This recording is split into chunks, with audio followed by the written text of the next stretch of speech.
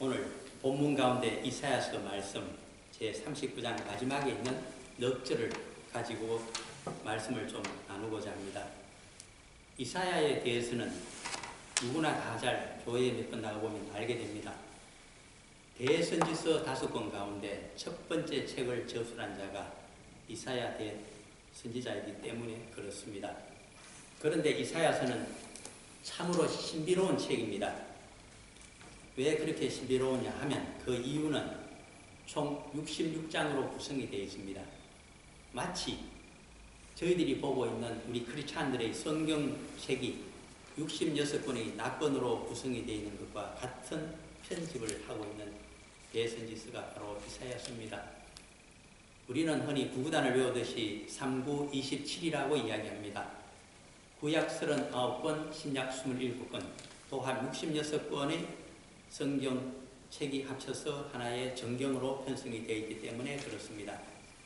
그런데 이사야서는 66장 가운데 참으로 신기하게도 39장까지가 구약적인 모습으로 쓰여져 있다면 40장부터 66장에 이르는 27장은 신약적인 보험적인 모습으로 전철이 되어 있습니다. 그런데 오늘 함께 상고하고 살펴보고자 하는 말씀이 바로 구약적인 모습의 모든 진술을 끝내면서 선지자 이사야가 마지막으로 종합하고 있는 백미와 같은 말씀이 그 끝에 있기 때문입니다.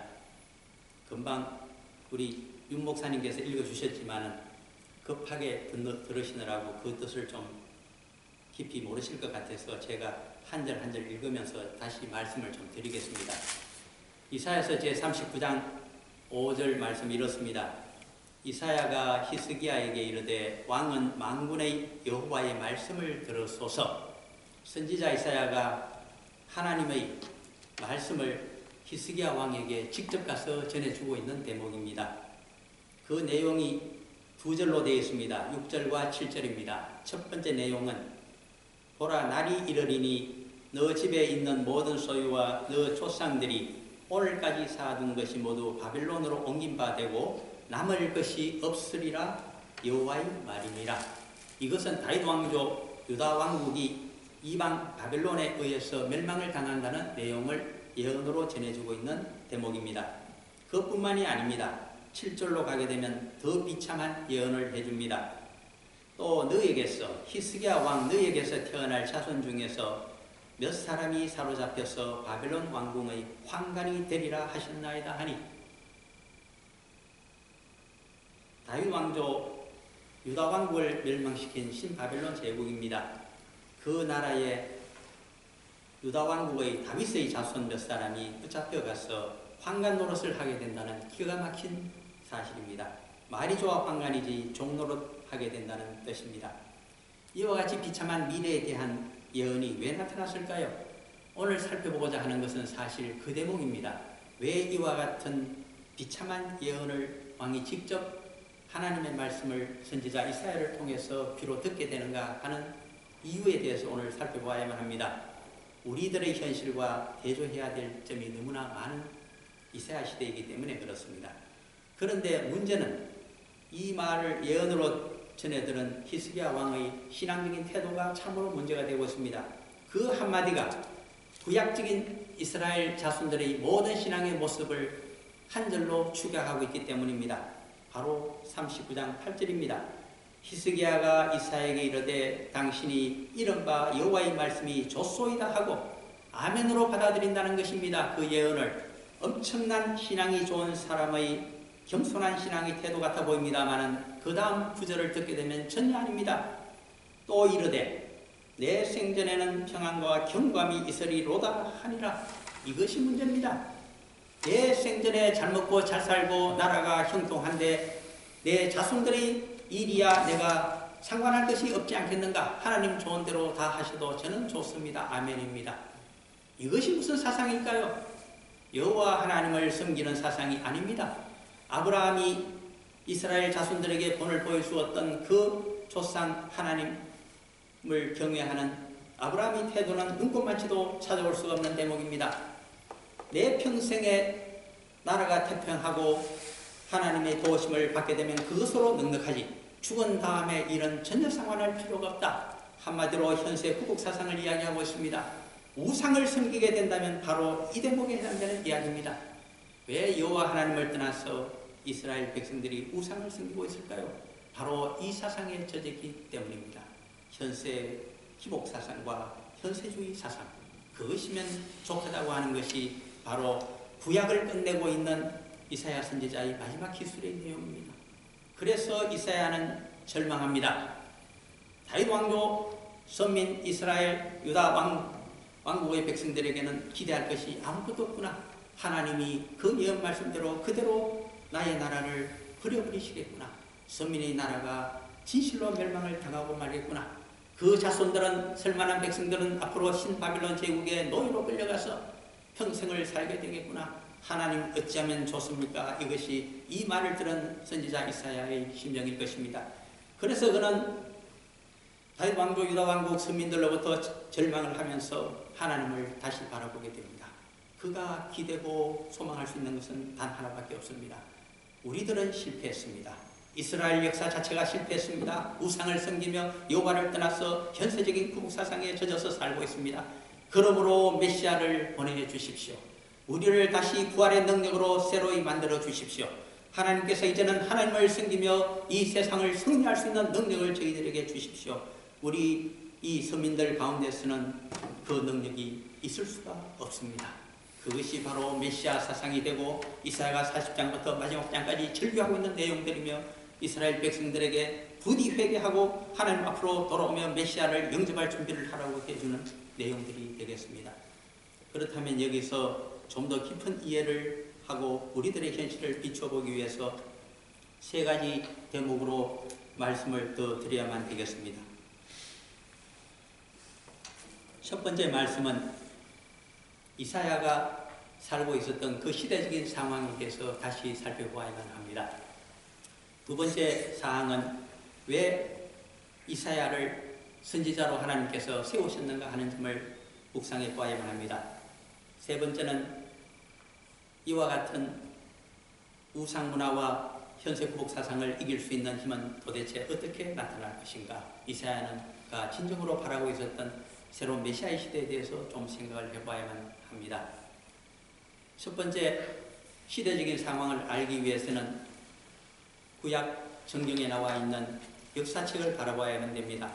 제일 마지막 네 번째 역사책이, 큰 역사책이 역대하가 되겠습니다. 역대하 26장으로 가시게 되면 한 구절로 설명을 하고 있습니다. 열왕기 상하가 있고 그 다음에 역대 상하가 있습니다. 그 중에 역대하로 가셔서 26장 22절 말씀을 좀 찾아보시기를 바랍니다.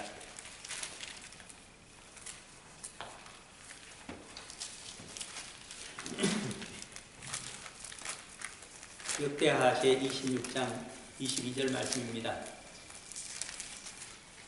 시간이 걸리시더라도 자신들의 손으로 찾아서 같이 읽어보는 것이 참으로 중요합니다. 이사야서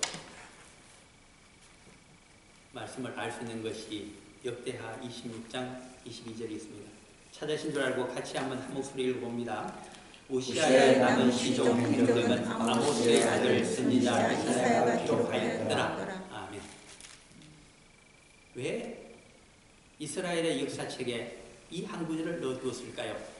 그것이 이사야서를 이해할 수 있는 첫 번째 실마리가 되기 때문입니다. 선지자 이사야는 본래 아모스의 아들이었으며 우시아 왕 시대에 출세를 한 사람입니다. 어느 정도로 젊은 시절에 출세했을까요? 바로 우시아 왕의 남은 행적을 사관으로서 서기관으로서 전부 기록할 수 있는 위치에 있었던 사람입니다. 엄청난 자리에 젊은 나이에 있었던 자가 아모스의 아들 선지자 이사야인데, 그러므로 이사야 앞에서를 보게 되면 아모스의 아들 이사야라고 하는 것이 1장, 6장 등에 전부 나타납니다. 왜 고대 사회에서 아버지의 이름 다음에 아들 이름을 적고 있을까요? 그것은 그 아버지가 그 시대에 유명한 사람이기 때문에 주로 그러합니다. 아모스는 학자들의 연구에 따르면 유명한 사람입니다. 왕족이라고 학자들이 많이 이야기하고 있기 때문입니다. 그러므로 아모스가 왕족이라면 이사야 역시 왕족에 속하는 사람이었다. 그래서 젊은 나이에 사관으로서 벌써 일을 하고 있었다. 그렇게 보는 학자들이 많이 있습니다.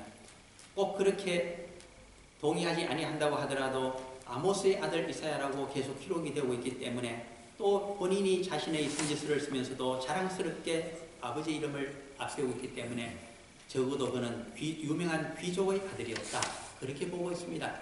어쨌든 귀족의 아들이든 왕족에 속하는 이사야이든 간에 그는 교육을 많이 받은 사람입니다.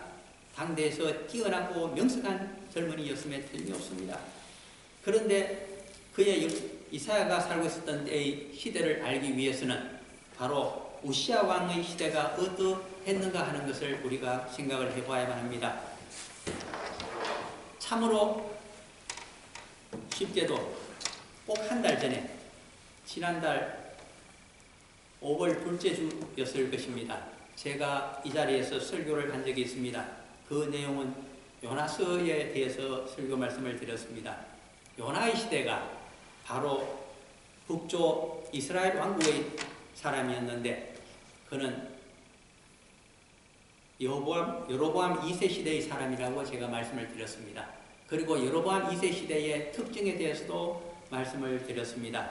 여로보암 2세는 그 옛날 여로보암 1세의 칭호를 물려받고 있는 사람입니다. 시대적으로는 약 140년 내지 150년 뒤의 사람이지만은 그 위대한 초대왕 여로보암 1세의 칭호를 얻은 사람이 여로보암 2세입니다. 왜 그러냐 하니까 항상 가나안 땅이라고 하는 것은 주변 강대국의 영향력 아래 놓여 있는 나라입니다. 물론 다윗과 솔로몬 시대에는 지역의 패권국이 되었기 때문에 메소포타미아 제국이 되었던 애굽 제국이 되었던 다윗과 솔로몬은 그들을 쥐고 흔들 수 있는 패권을 행사했습니다만 분열이 되고 나서는 그러하지를 못했습니다. 그래서 항상 메소포타미아나 애굽 제국의 영향력 아래 놓여 있었는데 참으로 다행스럽게도 여로보암 2세 때 약 주전 790년에서 750년경이 됩니다. 약 40년 남짓 그가 통치하고 있는 시대 가운데 좋은 호기가 대외적으로 있었습니다. 외생적인 조건이라고 하는 것이 당시의 동방의 메소포타미아의 강대국이었던 티그리스 강 상류에서 번성하고 있었던 아수르가 마침 그 동북 쪽에 위치하고 있었던 카스피 해에서 번성했던 나라와 서로 전쟁을 하느라고 정신이 없었기 때문입니다. 우리가 흔히 우랄 알타이족이라고 합니다만 우라라트라고 하는 나라가 번성한 것으로 보아서 우리와 같은 셈족에 속하는 나라였습니다. 그래서 동쪽에서 전쟁을 치르고 패권을 경쟁하느라고 서쪽 전선이 완전히 비어 있었습니다. 그 서쪽이라고 하는 것이 바로 가나안과 메소포타미아에 이루고 있는 땅입니다. 그때 북쪽 이스라엘의 왕이었던 여로보암 2세가 군사력을 모아서 그 땅을 차지하기 위해서 전쟁을 쳤습니다. 성공적이었습니다. 어느 정도로 영토를 확보했느냐 하니까 옛날 다윗이 점령했던 땅을 거의 다 차지를 했습니다. 그렇게 융성하게 된 시대가 여로보암 2세 때에 요나 선지자가 나타났다고 말씀을 드렸습니다. 이제는 아수르로 가는 땅을 점령하고 길이 열렸기 때문에 하나님께서는 선민 이스라엘에게 그 선지자를 내세워서 동쪽으로 가서 길이 열렸으니 하나님의 말씀을 전하라고 그렇게 명령을 했는데 선민 사상에 젖어 있던 요나가 끝내 가지 아니하다가 3일 만에 호레베 속에 들어가서 공기로 겨우 호흡을 하면서 회개하고 갔다고 하는 말씀을 드렸습니다. 바로 그 시대가 다윗 남쪽에 있는 다윗 왕국, 유다 왕국에서는 오늘 우리가 보고 있는 우시야 왕의 시대입니다. 거의 동일합니다. 오히려 통치 기간은 우시야가 10년 정도 더 길기 때문에 주전 740년까지 통치를 하게 됩니다. 그러므로 그는 동쪽으로 마치 여로보암 2세처럼 암몬과 모압을 점령하게 됩니다. 그리고 사해 아래쪽에 있었던 에돔까지 그는 점령을 하게 됩니다. 그 우때에 점령했던 그 땅을 다시 차지하면서 꼼짝 못하게 했습니다.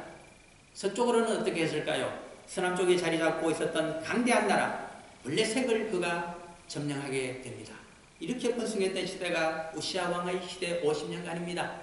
그러므로 백성들은 박수를 쳤습니다. 우시야 왕이야말로 다윗 다음의 위대한 왕이다. 그렇게 칭하면서 물질적인 성공, 경제적인 번영을 얼마나 구가했는지 모릅니다. 그렇게 위대했던 우시야 왕이 죽게 됩니다. 모든 백성들이 절망하게 됩니다. 마치 예를 들면 경제개발 5개년 계획을 끊임없이 수행하여 더 짧은 기간에 성공시킴으로 세계적인 한강의 기적을 이루었던 박정희 대통령이 1979년 10월 26일 날 돌아가시게 되자 온 국민들이 슬퍼하며 애도했던 것과 똑같은 현상이 바로 다윗 왕조 이스라엘 왕국에서 그때 발생했습니다. 주전 714년경의 이야기입니다. 그 기록을 적으면서 사관이었던 이사야는 자신도 절망에 휩싸였습니다. 이 나라가 어떻게 될 것인가? 후손을 들여다보니 똑똑한 왕자가 없습니다. 요담이 있고 그 다음에 아하스 왕이 계속 됩니다마는 우시야 왕에 비하면 형편없는 왕들입니다. 그러므로 백성들이 절망하던 시대입니다. 바로 그때에 이사야서 6장 1절이 나타나게 됩니다. 여러분들이 오늘 이사야서를 보고 있습니다. 6장 1절을 보시게 되면 이 사관이었으며 서기관이었던 젊은 인재 이사야를 하나님이 불러서 그에게 온 절망에 빠진 백성들에게 전하라고 하는 말씀이 이사야서 6장 1절에서부터 13절 사이에 자리를 잡고 있습니다.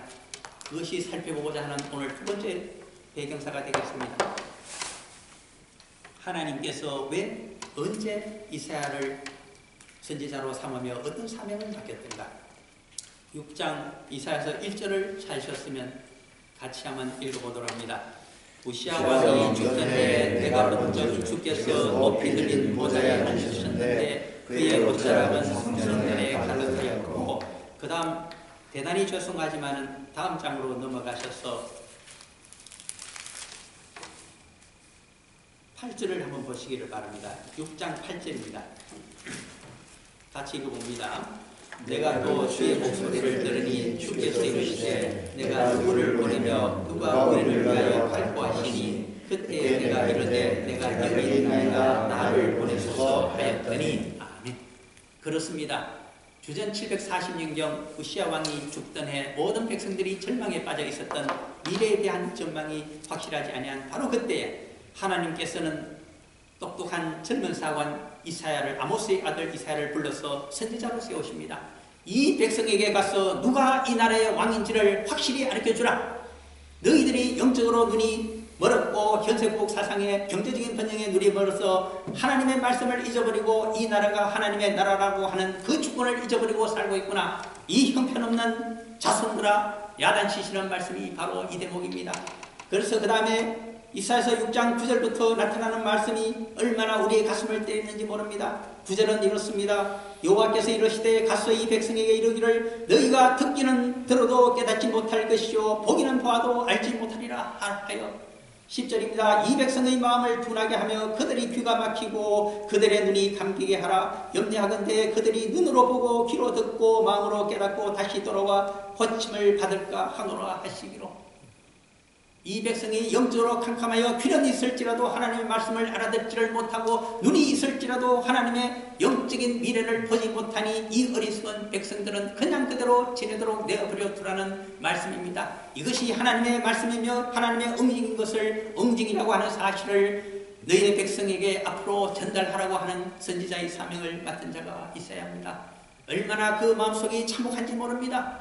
하나님께서 미래를 열어주시지 않습니다. 이 민족은 그대로 망하게 될 뿐이라고 전하라고 하십니다. 영적으로 캄캄한 백성이라고 미래가 없는 백성이라고 평가하고 계시기 때문입니다. 그래서 이사야가 하나님께 겸손하게 묻게 됩니다. 11절의 내용이 바로 그러합니다. 이사야 6장 11절입니다. 내가 이르되 주여 어느 때까지니까 하였더니 주께서 대답하시되 성읍들은 황폐하여 주민이 없으며 가옥들에는 사람이 없고 이 토지는 황폐하게 되며 여호와께서 사람들을 멀리 옮겨서 이 땅 가운데서 황폐한 것이 많을 때까지니라. 다윗 왕조 이스라엘 왕조가 이방 강대국에 의해서 완전히 망하고 백성들이 이방 땅으로 끌려가서 나그네 생활을 하고 있을 때야 고생을 죽도록 해야 정신을 차릴 것이다. 이 말씀을 해주고 있습니다.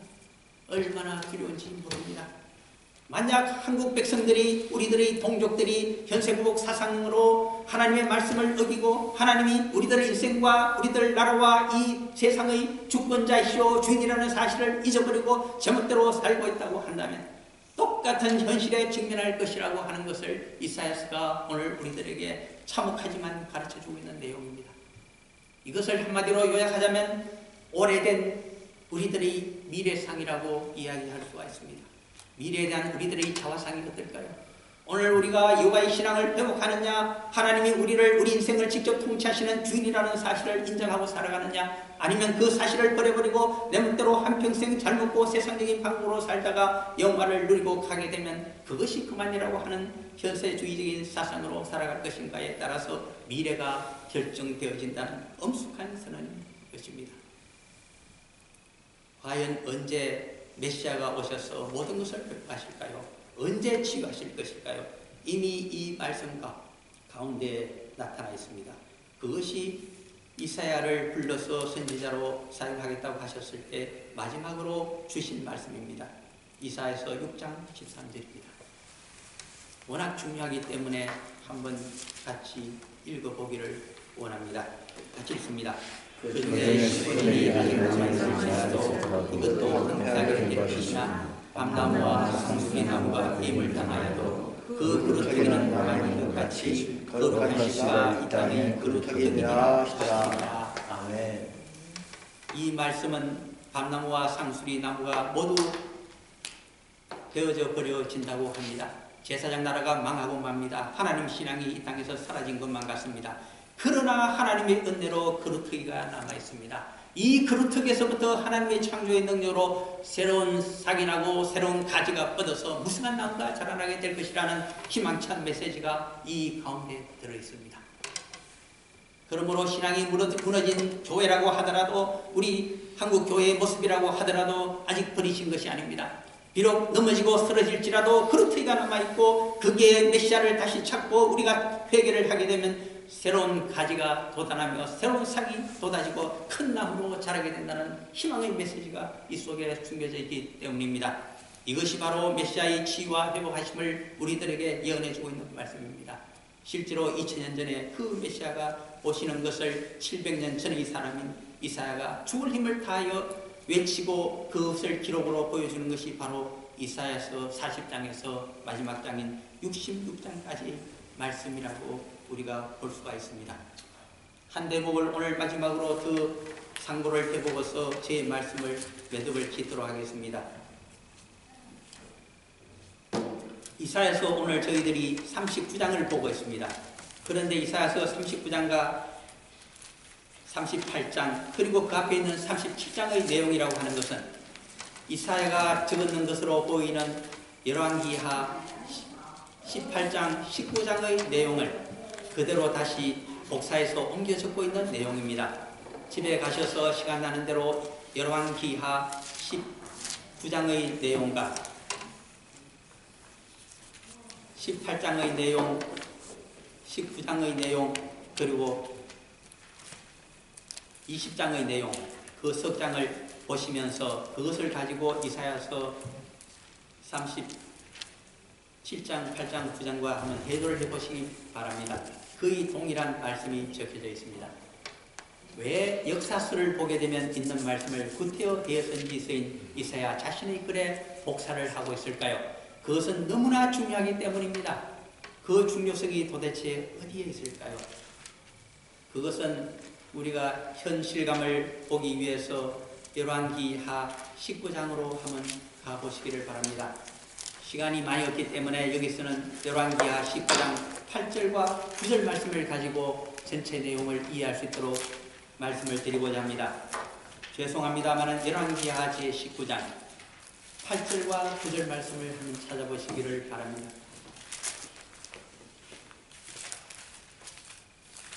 제가 가진 성경책 596쪽에 있는 것 같습니다. 열왕기하 제19장 8절과 9절 말씀 찾으신 줄 알고 같이 읽어봅니다. 랍사게가 돌아가다가 아수르 왕이 이미 라기스에서 떠났다함을 듣고 림나로 가서 아수르 왕을 만났으니 왕이 거기서 림나와 싸우는 중이더라. 아수르 왕은 구스 왕 디르하가가 당신과 싸우고자 나왔다 함을 듣고 다시 히스기야에게 사절을 보내며 이르되 아멘. 여기서 랍사게라고 하는 것은 사람의 이름이 아니라 사람의 칭호입니다. 그것은 자신의 관직을 나타냅니다. 한국말로 바꾸게 되면 선정관 또는 왕의 비서 역할을 하는 자리이면서 문관이면서 무관의 장군의 역할을 겸하고 있는 자가 랍사게라는 명칭입니다. 이때 다윗 왕조 유다 왕국을 쳐들어왔던 사람은 아수르 제국의 황제였던 사네립 황제입니다. 그는 아주 영웅왕으로 유명한 사람인데 준비하자마자 쳐들어왔습니다. 그 시점을 학자들은 주전 701년경이라고 얘기를 하고 있습니다. 그는 성공적이었습니다. 서토 정벌에 나서서 파죽지세로 몰아붙였습니다. 단숨에 다윗 왕조 유다 왕국의 전국을 점령한 사람이 바로 이 사네립 황제입니다.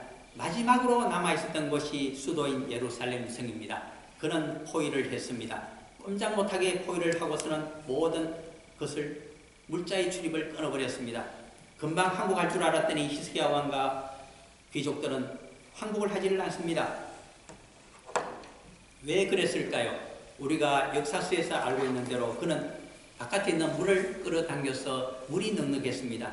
양식도 충분하게 저장을 해두었습니다. 정예병들을 그는 예루살렘 성으로 집결시켜 놓았습니다. 그리고 그가 믿는 구석이 하나 있었습니다. 여호와 하나님을 믿고서 저항을 했을까요? 그것이 아닙니다. 무엇을 믿었을까요? 바로 8절과 9절 우리가 방금 읽어본 그 구절에 들어있습니다. 라기스에서 본진을 치고 있던 바로 사네립 황제가 어디로 옮겨갔습니까? 림나로 옮겨갔습니다.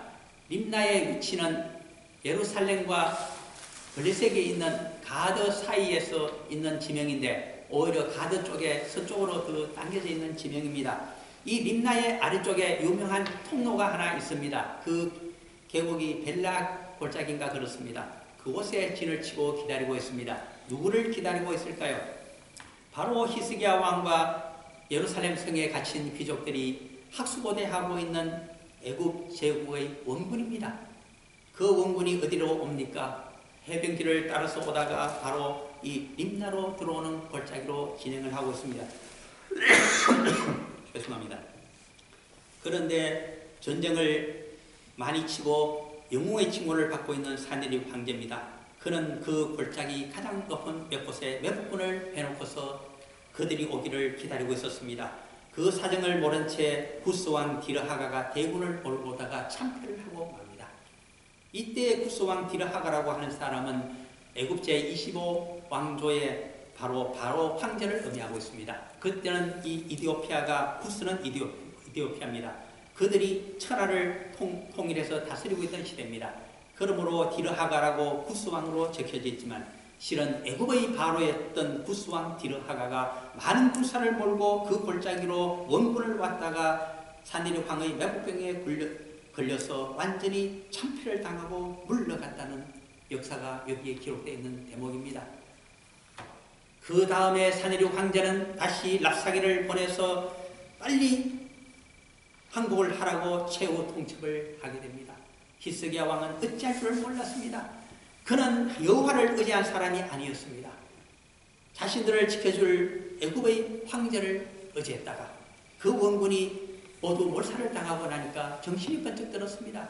그래서 말만 하고 예루살렘 성전으로 들어간다 하면서도 들어가지 아니하던 그가 마지막으로 성전으로 들어갑니다. 거기서 최후 통첩문을 꺼내놓고 눈물로 호소합니다. 살려주십시오 하나님. 그것이 한마디로 정리하자면 히스기야 왕의 눈물의 기도입니다. 그러자 하나님께서 기가 막힌 말씀으로 그를 살려주십니다. 그것이 열왕기 하 19장에도 있고 이사야서 39장에도 기록이 되어 있습니다. 여러분들이 보시고 있는 이사야서를 한번 찾아보시기를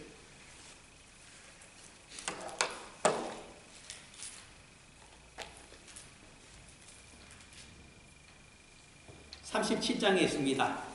역사서 열왕기하 19장에도 있지만 그게 34절, 35절에도 있습니다만 이사야서에 옮겨져 있는 것을 보도록 하겠습니다. 이사야서 제37장 35절과 36절 말씀입니다. 오늘 이 말씀을 마지막으로 살펴보고자 합니다. 이사야서 제37장 35절과 36절 말씀이 되겠습니다. 이사야서 제 37장 35절과 36절 말씀입니다. 찾으신 줄 알고 같이 봅니다. 대저 내가 나를 위하여 내 종 다윗을 위하여 이 성을 보호하며 구원하리라 하셨나이다 하니라. 여호와의 사자가 나가서 아수르 진중에서 18만 5천 인을 쳤으므로 아침에 일찍이 일어나 먼저 시시되니라. 아멘.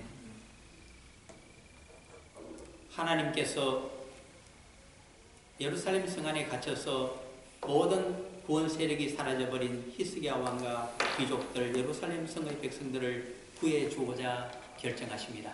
그런데 히스기야 왕과 귀족들을 위해서 구해줄까요? 아닙니다. 그것이 바로 이사야서 37장 35절의 내용입니다. 대저 내가 나를 위하여 여호와 자신의 명예를 위해서 내 종 다윗을 위해서 너희들의 조상 다윗의 믿음을 보고 내가 이 예루살렘 성을 보호하며 구원해 주겠다고 하는 기가 막힌 말씀입니다. 왜 대한민국을 구해 주실까요? 하나님이 한국 사람들의 여호와 신앙이 탁월해서 구해 줄까요? 아닙니다. 나라를 세울 때 그래도 하나님께 기도하고 국회에서 시작한 나라가 대한민국 유일한 나라임을 세계에 자랑할 수 있는 나라이기 때문입니다. 애국가에 하나님이 보호하사 우리나라 만세라고 하는 구절을 애국가에 갖고 있는 희한한 나라에 속합니다. 동방에 있는 그 어떤 나라가 그런 애국가를 가지고 있을까요? 그러한 하나님 신앙으로 만든 나라이기 때문에 지금도 구해주고 있는 것으로 생각할 수 있는 대목입니다. 내가 나의 말씀을 나의 복음의 기지를 대한민국으로 정하였기에 너희 백성들이 잘못하고 있을지라도 구해주마. 울면서 매어 달리니 다시 구원해 줄 것이라고 하는 말씀이 이 가운데 들어있는 말씀입니다. 하나님의 역사는 말로만 이루어지는 것이 아닙니다. 바로 행동으로 나타납니다. 구원의 역사가. 그래서 이사야서 37장 36절입니다. 하룻밤에 여호와의 사자인 천사가 나와서 아수르 진중 포위군들을 몰살시켜 버렸는데 그 수가 18만 5천 명입니다. 거짓말 같은 사실이 역사 가운데 발생했으며 이 때문에 강대국 아수르 사네립 황제는 군사를 모아서 조국으로 도망을 치게 바꿨습니다. 다시는 히스기야 왕 살아생전에 다윗 왕조 유다 왕국으로 다시 쳐들어오지 못한 아수르입니다. 이 역사를 우리는 바라보아야만 합니다. 무엇을 기대하고 우리가 살아갈 수 있을까요? 우리는 메시아를 기다려야 됩니다. 인간 세상에서 구원이 없습니다. 우리가 교회가 잘못되어서 새로운 초대교로 돌아가야 된다고 이야기하지만은 돌아가 본들 그 교회가 하나님의 뜻을 완전히 성취할 수 있는 것은 아닙니다. 우리는 영생구원보다는 현세구원을 바라고 있으며 그리고 만민구원보다는 우리 민족의 구원을 먼저 생각하고 우리 민족의 구원을 생각하기 앞서서 나의 친척과 나의 가족이 먼저 구원받고 살기를 원하고 있는 이기주의자이며 현세주의자의 따름입니다. 이러한 우리를 그래도 고쳐서 사용하시겠다고 대소의 제물로 오신 메시아이십니다. 그러므로 우리는 메시아를 바라보며 우리들의 죄뿐만 아니라 우리 동족의 죄악과 우리 모든 성도들의 또 교회의 잘못을 우리가 중보기도 하며 위에서 그리스도의 제자답게 대속의 삶을 살아가야 될 자들이 바로 우리들이라고 하겠습니다. 실제로 근한 말씀을 외치는 것이 이사야서 40장부터 나머지 장에 있는 이사야의 간절한 외침이 되겠습니다. 잠깐 기도드리고 말씀을 사랑하는 아버지 하나님, 이 말씀 주시니 감사합니다. 저희들의 현실의 비추와 별로 추워도 다르지 않습니다. 이 말씀 가운데 메시아를 다시 바라보며 정말 만민군과 영생구원을 위하여 헌신의 노력을 다할 수 있는 저희들 되게 복밀려 주옵소서. 이루어주시는 은혜를 감사드리며 우리 주 예수 그리스도 이름으로 기도합니다. 아멘. 잠깐 한 가지만 좀 광고를 드리겠습니다. 한 달 전에 제가 요나 선지자에 대한 이야기를 말씀드릴 때 집에 가서 내용을 검토해 보니까 두 가지 발음을 잘못해서 전혀 엉뚱한 뜻이 전달된 것이 있기 때문에 이 시간에 바로 잡을까 합니다. 흔히 우리는 나사렛 예수라고 이야기합니다. 너무 나사렛 예수라는 말에 빠져 있어서 나사렛 출신인, 갈릴리 나사렛 출신인 예수님을 제가 나사렛 출생인 예수님이라고 바로 다르게 발음하고 있는 것을 보고 깜짝 놀랐습니다. 예수님은 출생으로 보면 베들레헴 출생입니다. 다윗의 고향 출생입니다. 그러나 성장 지역은 고향은 틀림없이 갈릴리 나사렛입니다. 그러므로 발음하실 때 저처럼 실수하지 않기를 바랍니다. 베들레헴 출생 예수님, 나사렛 출신 예수님, 그렇게 증정하시기를 바라고, 또 한 가지가 더 있습니다. 막달라의 위치를 제가 잘못 설명을 갈릴리에서 한 것 같습니다. 참고로 정확하게 말씀드리자면 갈릴리 호수 제일 아래쪽에 있는, 호수 제일 아래쪽입니다. 거기서부터 직선거리로 수평으로 서쪽으로 쭉 끌어가게 되면 그쪽에 그 산골이 나타납니다. 거기에 나사렛이 위치하고 있습니다. 나사렛에서부터 동쪽으로 약간 북쪽으로 가게 되면 호수로 가기 전에 중간 지점쯤에 거기에 유명한 지명들이 나타납니다. 그 중에 하나가 가드 헤벨이라고 합니다. 가드 헤벨은 바로 요나 선지자의 고향입니다. 그리고 거기서 수평으로 호수까지로 계속 동쪽으로 진행하게 되면 유명한 성읍 하나가 나타납니다. 그 성읍 이름이 바로 디베랴입니다.